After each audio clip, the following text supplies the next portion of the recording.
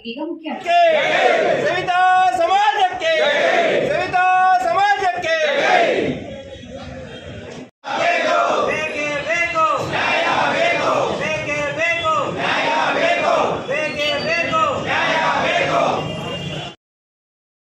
ಚಿಂತಾಮಣಿಯಲ್ಲಿ ಬೇರೆ ಕಡೆಯಿಂದ ಬಂದು ಅನ್ಯ ಮತಸ್ಥರು ಹೊಸದಾಗಿ ಸೆಲ್ಯೂನ್ಗಳನ್ನು ಪ್ರಾರಂಭ ಮಾಡುತ್ತಿರುವುದರಿಂದ ಕ್ಷೌರಿಕ ಕೆಲಸವನ್ನು ನಂಬಿಕೊಂಡು ಜೀವನ ಮಾಡುತ್ತಿರುವ ಸವಿತಾ ಸಮಾಜದವರಿಗೆ ತುಂಬ ತೊಂದರೆ ಆಗುತ್ತಿದ್ದು, ಬೇರೆ ಕಡೆಯಿಂದ ಬಂದವರಿಗೆ ಸೆಲ್ಯೂನ್ಗಳನ್ನು ಪ್ರಾರಂಭ ಮಾಡಲು ಅವಕಾಶ ನೀಡಬಾರದೆಂದು ಒತ್ತಾಯಿಸಿ ಸವಿತಾ ಸಮಾಜದ ಕುಲಬಾಂಧವರು ತಾಲೂಕು ಕಚೇರಿ ಬಳಿ ಪ್ರತಿಭಟನೆ ಮಾಡಿ ತಹಸೀಲ್ದಾರ್ ಅವರಿಗೆ ಮನವಿ ಪತ್ರವನ್ನು ಸಲ್ಲಿಸಿದರು.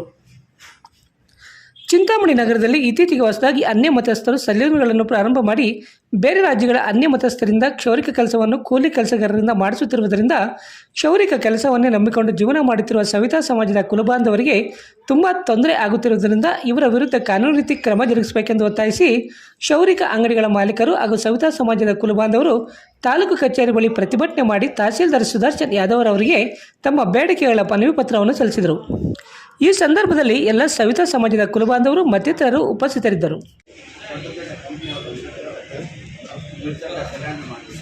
ಬೇರೆ ರಾಜ್ಯದಿಂದ ಕಂಪ್ನಿ ಥರ ಮಾಡ್ತಾರೆ. ಆ ಕಂಪ್ನಿ ಥರ ಮಾಡೋದಕ್ಕೆ ನಾವು ಅವಕಾಶ ಸಮಾಜಕ್ಕೆ ತುಂಬ ಅನ್ಯಾಯ. ಇಂಥ ಕಂಪ್ನಿಗೆ ಬಂದುಬಿಟ್ರೆ ಅಕ್ಕಪಕ್ಕ ಕನ್ನಪಕ್ಕ ಎಲ್ಲ ಜೀವನ ಮಾಡ್ತಾರೆ. ಅವರು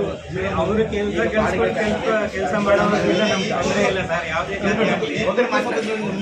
ಇನ್ನೂರೈದು ಗೊತ್ತಾಯ್ತು ಸರ್. ಇವರು ಬೇರೆ ಇದ್ರ ಕಡೆಯಿಂದ ಬಂದು ಯಾಕೆ ಅಂದರೆ ಇವರು ಕೆಲಸ ಮಾಡೋರಲ್ಲ, ಇವ್ರು ಕೆಲಸ ಬಂಡವಾಳ ಹಾಕಿ ಬೇರೆಯವ್ರ ಲಿಕ್ಕಿ ಮಾಡಿಸ್ತಾ ಇರೋದು. ಅದರಿಂದ ನಮ್ಗೆ ಭಾರಿ ತೊಂದರೆ ಆಗ್ತಾ ಇದೆ. ಇವ್ರನ್ನ ನೋಡಿ ಸರ್ 3 ದಿನದಿಂದ ಕಂಪಲ್ಸರಿ ನಾವು ಬಂದ್ ಮಾಡ್ತಾ ಇದ್ದೀವಿ.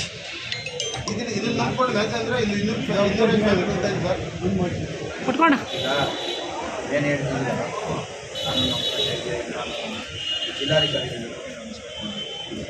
ತಾಲೂಕು ಜನ ಸ್ಟೇಟಲ್ಲಿರುವಂಥ ಜನ.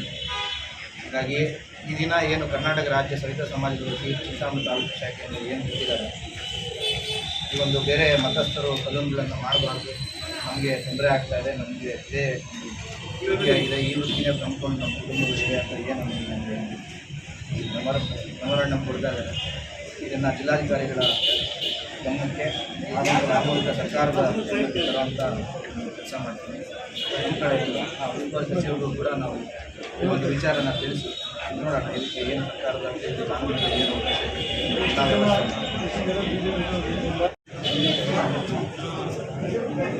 ನೋಡಿ